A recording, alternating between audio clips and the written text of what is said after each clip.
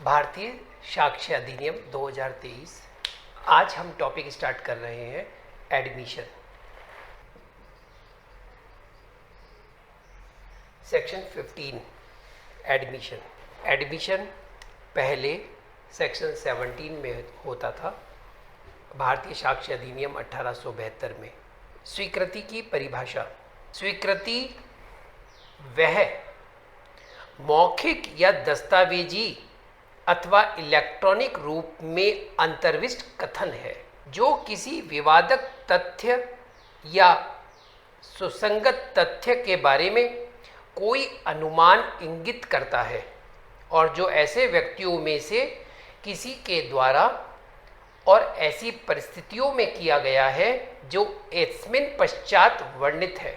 धारा 15 में स्वीकृति की परिभाषा बताई गई है, लेकिन जब हम उसे पढ़ लेते हैं तो हमें पता चलता है कि धारा 15 में ये वाली बात भी बताई गई है कि स्वीकृति किसके द्वारा और किन परिस्थितियों में किया जाता है। ये कहाँ बताया गया है? तो बताया कि ये स्वीकृति कौन करता है, स्वीकृति किन परिस्थितियों में की हुई मानी जा रही है। ये सारी बातें आपको एस्मिन पश्चात वर्णित यानी कि बाद में बताई गई है। जो बाद की जो धाराएं हैं 16, 17, 18 उसमें बताई गई है। इंग्लिश में पढ़ लेते हैं एक बार। An admission is a statement, oral और डॉक्यूमेंट्री। ओरल और documentary.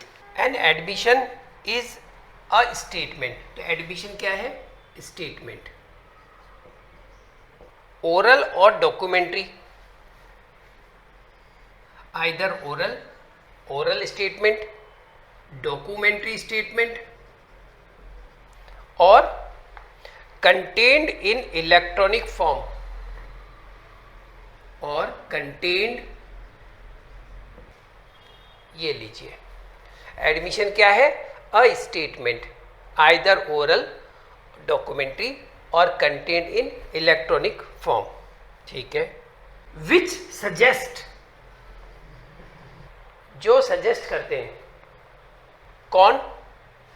Oral statement, documentary statement, contain in electronic form statement. Which suggest, ये क्या सजेस्ट कर रहे हैं? N inference, INFEREN। इन्फ्रेंस का मतलब होता है अनुमान, जो इंगित करता है। क्या इंगित करता है? अनुमान। किस बात का अनुमान? ऐसा होने का, ऐसा नहीं होने का, या इनसे संबंधित। वो घूम फिर करके वही बात आती है। किस बात का अनुमान?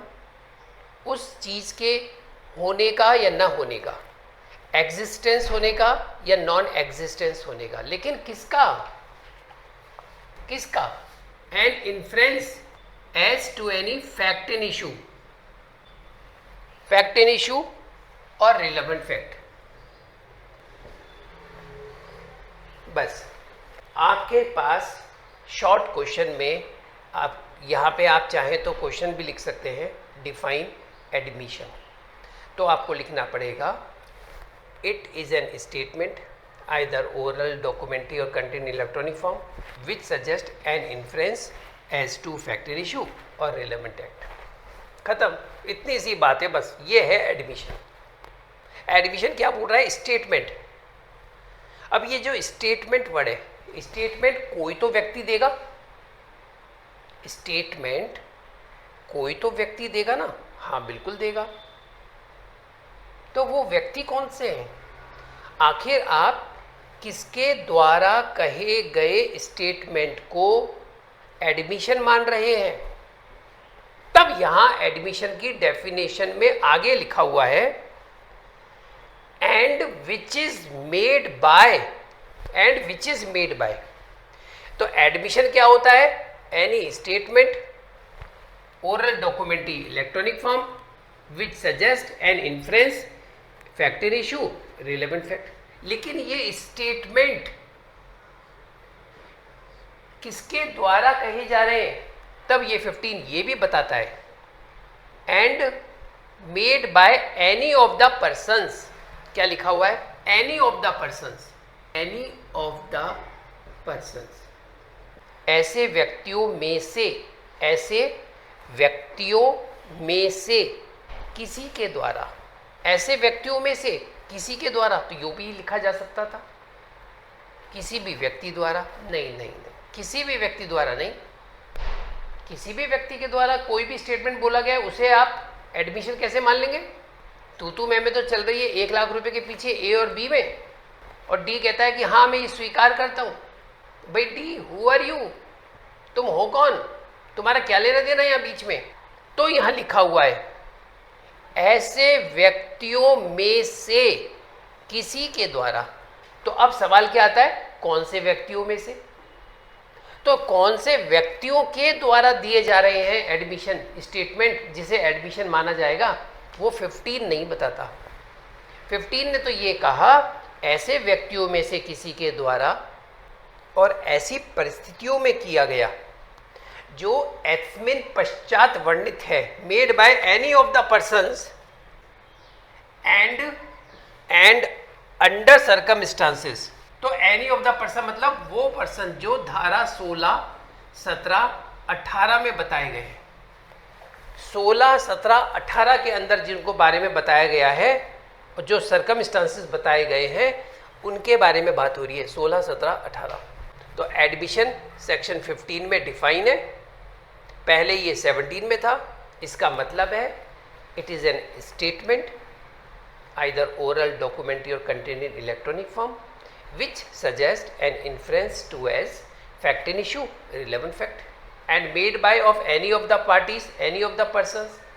कौन से persons? 16, 17, 18 में जो बताए गए हैं, and under circumstances mentioned therein, जो उन परिस्थितियों के अंदर दिया गया स्टेटमेंट है। और अब आप यहाँ पे क्वेश्चन लिख लीजिएगा, डिफाइन एडमिशन, बस। अब आगे के जो सेक्शन है वो ये बता रहे हैं कि ये स्टेटमेंट किसके द्वारा दिए गए स्टेटमेंट एडमिशन के अंदर माने जाते हैं। लेकिन सेक्शन 16 आगे कंटिन्यू करने से पहले सेक्शन 15 में 2 इम्पॉर्टेंट केस हैं, आप उसे मेंशन कर लीजिए, बस हो गया आपका सेक्शन 15 कंप्लीट। केस लिखिए, राम सहाय versus Jayaprakash, AIR 1993। When the litigant suggests or consents to a particular procedure, he cannot be permitted to change its validity। देखिए हिंदी में लिख लीजिए, जब वाद के पक्षकार ने विशिष्ट प्रक्रिया का सुझाव या अनुमति दी है, तब इसकी वैधता को चुनौती देने की उसे अनुमति नहीं दी जा सकती है। किसी भी मामले में जब कोई पार्टी खुद कोई एक प्रोसीजर बताती है किसी चीज़ का, या वो किसी बात पर सहमति प्रकट करती है और बाद में फिर वो उसी को चैलेंज करती है, तो इस केस में ये बताया कि नहीं ऐसा अब नहीं हो सकता, आप ही के द्वारा बताया गया ये प्रोसीजर था कि हम इस चीज़ को पालना कर रहे हैं, और बाद में अपने ही प्रक्रिया को, अपने ही प्रोसीजर को आप चुनौती दे रहे हैं, आप चैलेंज कर रहे हैं, ऐसा नहीं होगा। दरअसल इस मामले की कहानी कुछ इस प्रकार की, इस बात से समझी जा सकती है कि एक मकान में कई किराएदार रहते थे, तो उनमें से एक किराएदार ने पावर ऑफ अटॉर्नी ले ली सबकी तरफ से। उसने बकाया ऋण की जो उसका किराया था उसके लिए उसने कंसेंट दे दी। बकाया जो किराया था उसको चुकाने का जो दायित्व उनके ऊपर था उसको स्वीकार कर लिया। तो उसके द्वारा जो ये स्वीकार किया गया है वो अन्य किराएदारों पर भी बाध्यकारी होगा। अब आप बाद में इसी को चैलेंज नहीं कर सकते, नहीं ये तो गलत है, पावर ऑफ अटॉर्नी गलत दे दी। अरे भाई, तुम लोगों ने मिलकर के इसको पावर ऑफ अटॉर्नी दी, आपकी सबकी तरफ से ये इस तरह की बात करेगा, उसके पास ये पावर ऑफ अटॉर्नी है कि वो कुछ भी कर सकता है, डिफेंड कर सकता है, जो भी कुछ करेगा उस केस में, और उसने इस लायबिलिटी को एक्सेप्ट कर लिया, एडमिट कर लिया। तो सबकी तरफ से माना जाएगा ना भाई। अब आप उसी को चैलेंज कर रहे हो, ये नहीं होगा।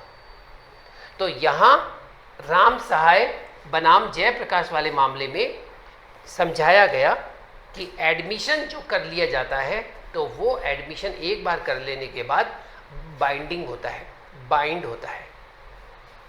दूसरा केस लिखिए, यूनियन ऑफ इंडिया वर्सेस मोक्ष बिल्डर, भारत संघ बनाम मोक्ष builder and financiers limited, AIR 1977। इसमें लिख लीजिए, इस मामले में क्या कहा था? स्वीकृति तथ्य सारवान साक्ष्य है। एडमिशन इज सब्सटेंटिव एविडेंस, किस बात का? Of the fact admitted. स्वीकृत तथ्य सारवान साक्ष्य है। यहां पर आपका सेक्शन 15 कंप्लीट होता है।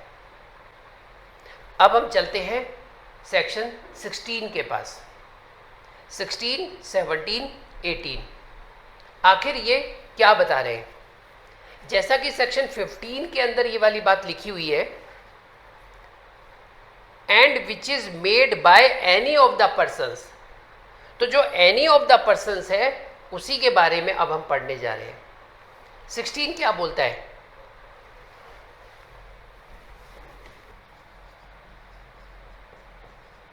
बात करता है admission by party to proceeding और हिज एजेंट।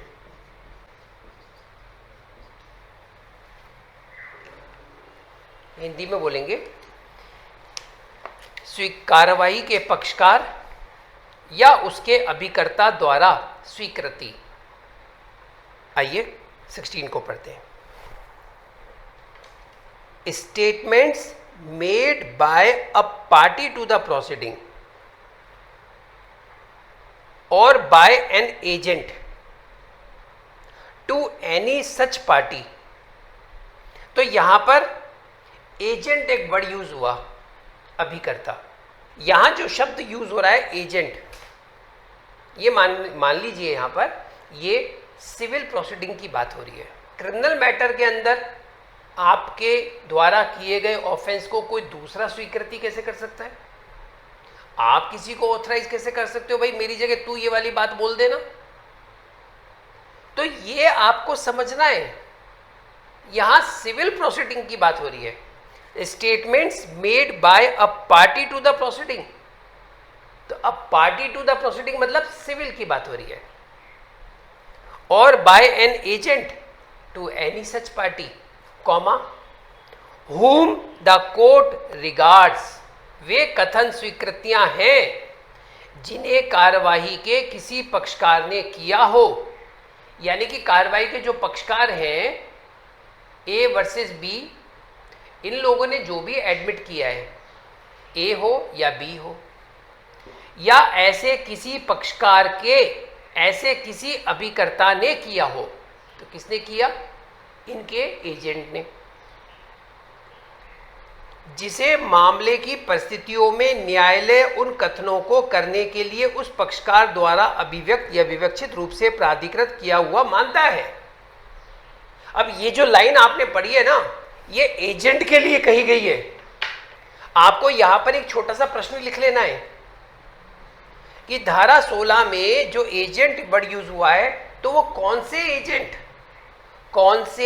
एजेंट के द्वारा दी गई स्वीकृति को, दी गई बयान को एज ए एडमिशन मान लिया जाएगा।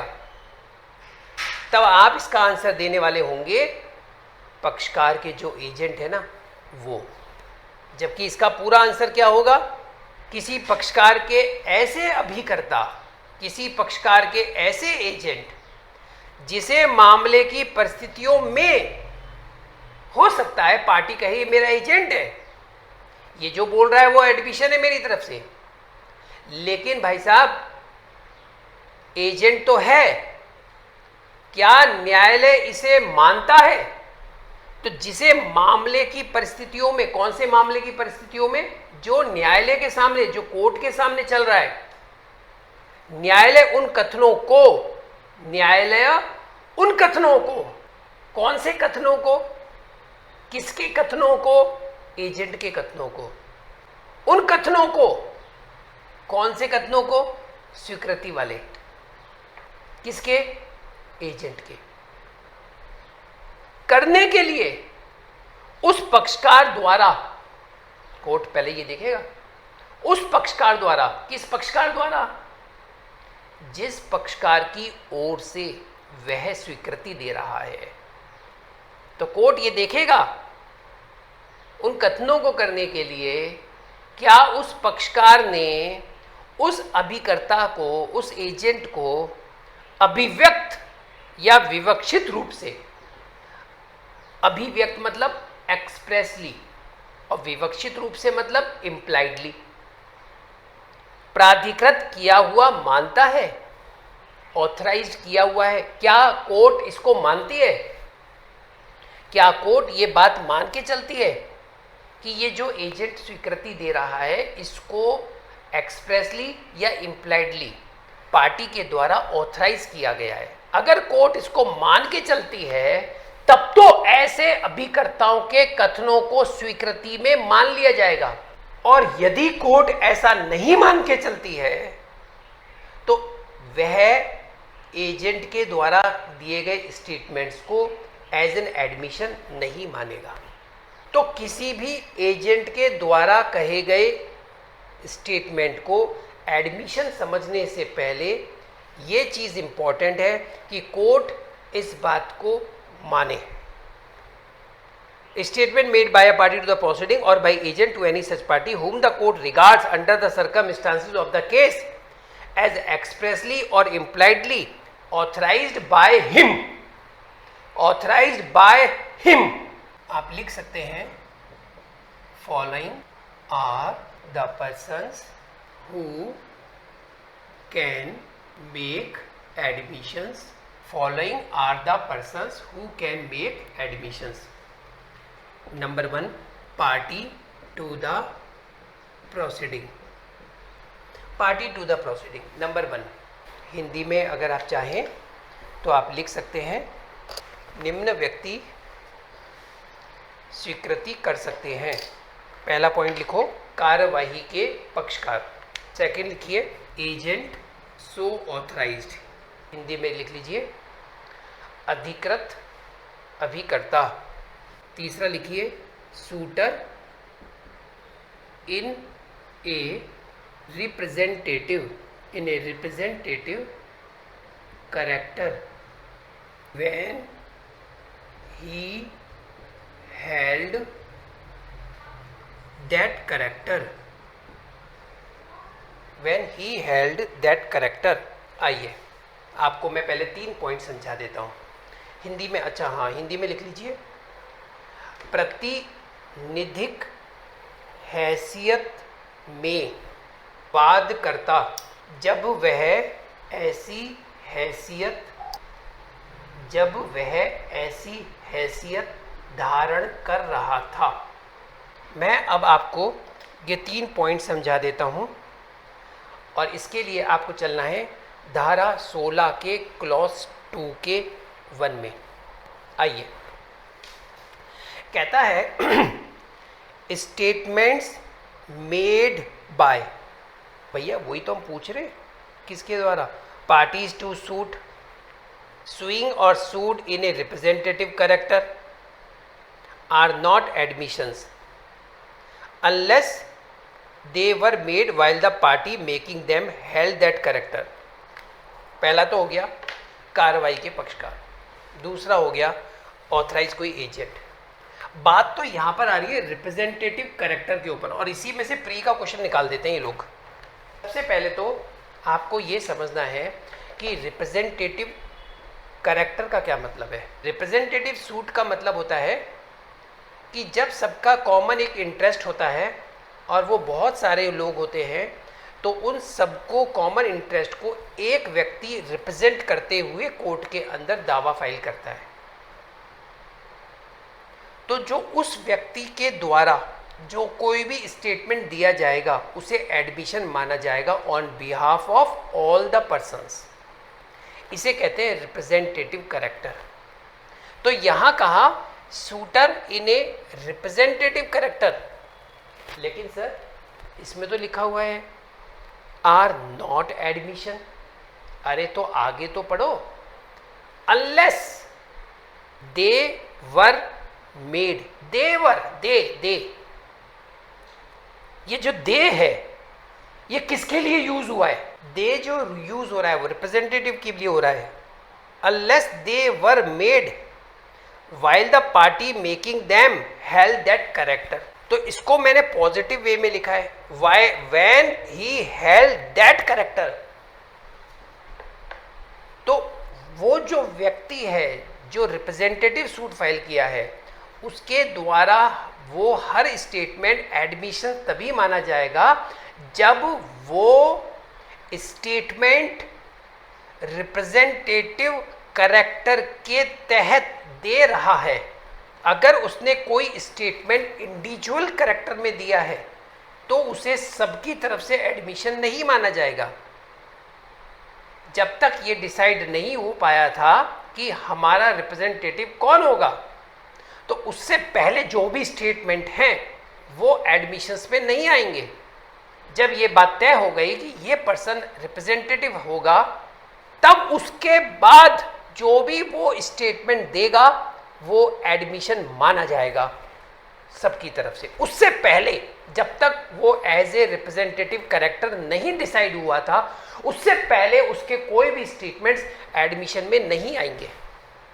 अब यहाँ पर किसी को कोई डाउट हो इस पॉइंट को समझने के लिए स्पेशली, तो वो बोले, और अगर कोई डाउट नहीं है तो मैं आगे चलूँ। Fourth point, party having property और pecuniary interest in the subject matter. Property और pecuniary interest in the subject matter, in the subject matter making statement in the character of persons so interested. Hindi में लिख लीजिए, विषय वस्तु में सांपत्तिक या धन संबंधी विषय वस्तु में हित रखने वाला पक्षकार और जो इस प्रकार हितबद्ध व्यक्तियों की हैसियत में होते हुए यह कथन करते हैं। यहाँ पर यह समझाया गया है विषय वस्तु में सांपत्तिक प्रॉपर्टी और इंटरेस्ट, एक कोई जॉइंट फैमिली प्रॉपर्टी है, इसमें मेरा भी इंटरेस्ट है, भाई का भी इंटरेस्ट है, इस वाले भाई का भी इंटरेस्ट है, इस भाई का भी इंटरेस्ट है, या धन संबंधी हित रखने वाला पक्षकार। जब कभी एक से अधिक व्यक्ति कोई संयुक्त दावा करते हैं, संयुक्त दावा, या उन पर संयुक्त दावा किया जाता है।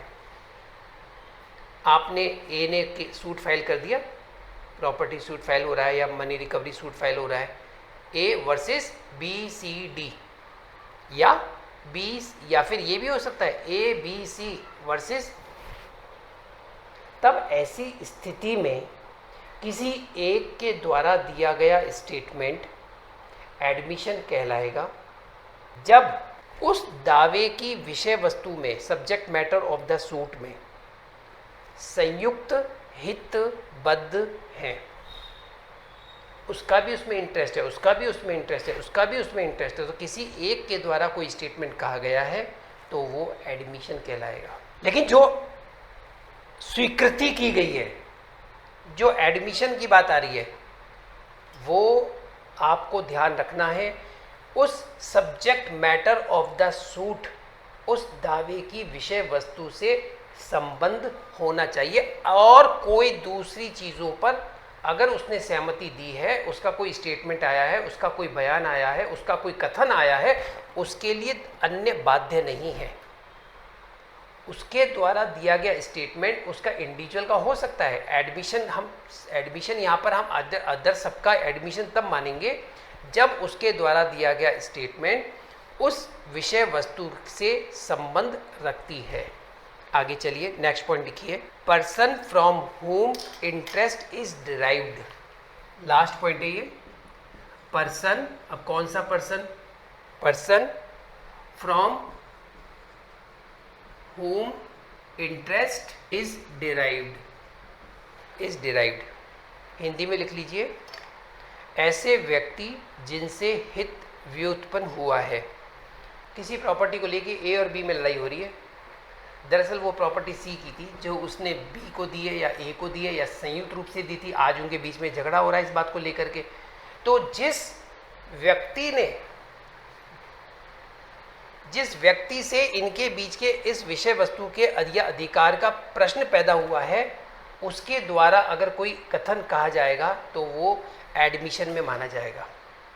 वो बता देगा, कोई एक बात होगी विशेष बात, तो अगर उसने कोई बात बोली तो उसे एडमिशन के तौर पर देखा जाएगा। बोलते हैं प्री डिसीजर इन टाइटल, हक का पूर्वाधिकारी व्यक्ति। जिस समय उनके पास वो प्रॉपर्टी थी, वो मालिक थे, उन्होंने जो स्टेटमेंट बोले हैं उसे एडमिशन के तौर पे माना जाएगा। यहाँ पे आपका सेक्शन 16 कंप्लीट होता है। यहाँ आपके 2 सेक्शन हो गए, 15 और 16। 17 पे चलते।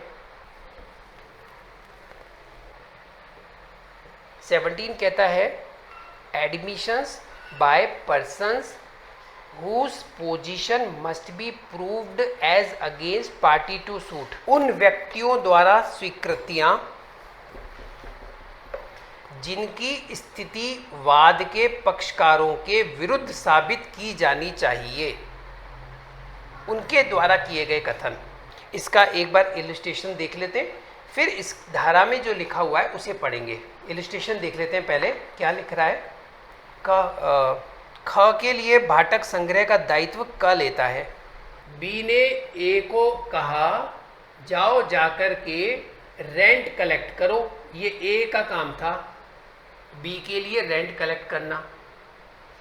सी एम एन ओ, तो ए एम से रेंट कलेक्ट करके बी को दे दिया, एन से कलेक्ट करके बी को दे दिया, ओ से कलेक्ट करके बी को दे दिया। लेकिन ए ने क्या किया, ए ने सी से रेंट कलेक्ट नहीं किया।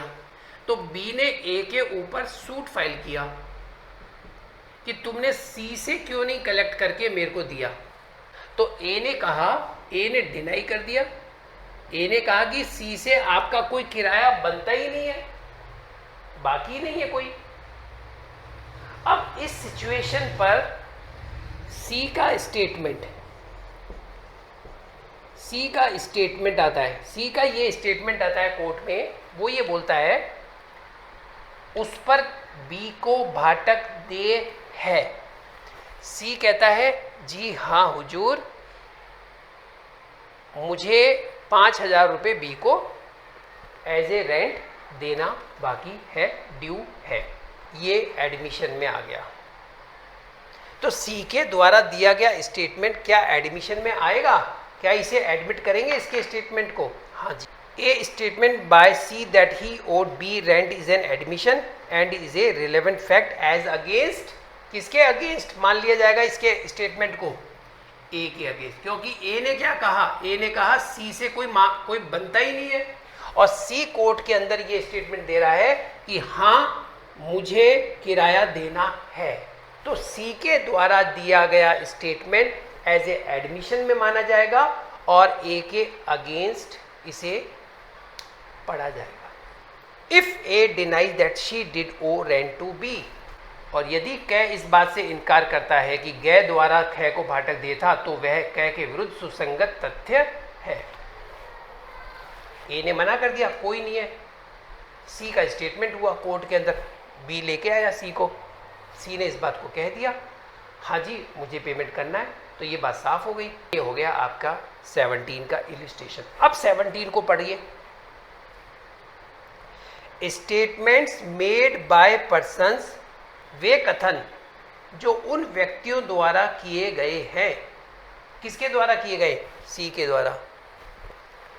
जिनकी वाद के किसी पक्षकार के विरुद्ध वाद के किसी पक्षकार के विरुद्ध स्थिति या दायित्व साबित करना आवश्यक है।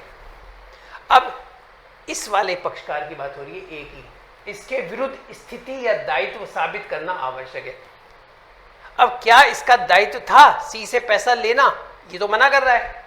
अब ये साबित करने का किसके ऊपर आ गया? बर्डन बी के ऊपर है। तो बी इसका स्टेटमेंट कोर्ट में करवा देता है, जिससे ये साबित हो जाता है कि तेरा इससे दायित्व बनता था लेने का। स्वीकृतियां हैं। यदि ऐसे कथन ऐसे व्यक्तियों द्वारा या उन पर लाए गए वाद में ऐसी स्थिति या दायित्व के संबंध में ऐसे व्यक्तियों के विरुद्ध सुसंगत होते और यदि वे उस समय किए गए हों जब उन्हें करने वाला व्यक्ति ऐसी स्थिति ग्रहण किए हुए है या ऐसे दायित्व के अधीन है, ये इस दायित्व के अधीन है, तो इस आदमी का स्टेटमेंट इस मामले में एडमिसिबल होगा और के ए के अगेंस्ट इसे पढ़ा जाएगा। सेक्शन 18 वाद के पक्षकार द्वारा अभिव्यक्त रूप से निर्दिष्ट व्यक्तियों द्वारा स्वीकृतियां। Admission by persons expressly referred to by party to suit. Section 18 बात कर रहा है वे कथन जो उन व्यक्तियों द्वारा किए गए हैं जिनको वाद के किसी पक्षकार ने किसी विवादग्रस्त विषय के बारे में जानकारी के लिए अभिव्यक्त रूप से निर्दिष्ट किया है, स्वीकृतियां हैं। खत्म बात। ए और बी के बीच में दावा चल रहा है। ए ने अपनी बात को रखने के लिए सी को गवाह के तौर पे लेके आया, विनिर्दिष्ट कर रखा है। यह प्रश्न कि क्या क द्वारा ख को बेचा हुआ घोड़ा अच्छा है, ख से क कहता है कि जाकर ग से पूछ लो, ग इस बारे में सब कुछ जानता है, ग का कथन स्वीकृति है। ये कथन जो उन व्यक्तियों द्वारा किए गए जिनको वाद के किसी पक्षकार ने किसी विवादग्रस्त विषय के बारे में जानकारी के लिए अभिव्यक्त रूप से निर्दिष्ट किया है। यहाँ पर the question is whether horse sold by A to B sound. A says to B, go and ask C. C knows all about it. C's statement is an admission. तो C का जो स्टेटमेंट है वो स्वीकृति मान ली जाएगी। क द्वारा ख को बेचा हुआ घोड़ा अच्छा है, ख से क कहता है जाकर ग से पूछ लो, इस बारे में वो सब कुछ जानता है। और मान लो ग कह दे घोड़ा खराब है, जबकि वो घोड़ा अच्छा था लेकिन उसने कह दिया भाई साहब खराब है, तो फिर वो ये माना जाएगा कि ये वाली बात कहने ही बोली है कि घोड़ा भाई साहब खराब है। यहाँ पर ये समझाया जा रहा है।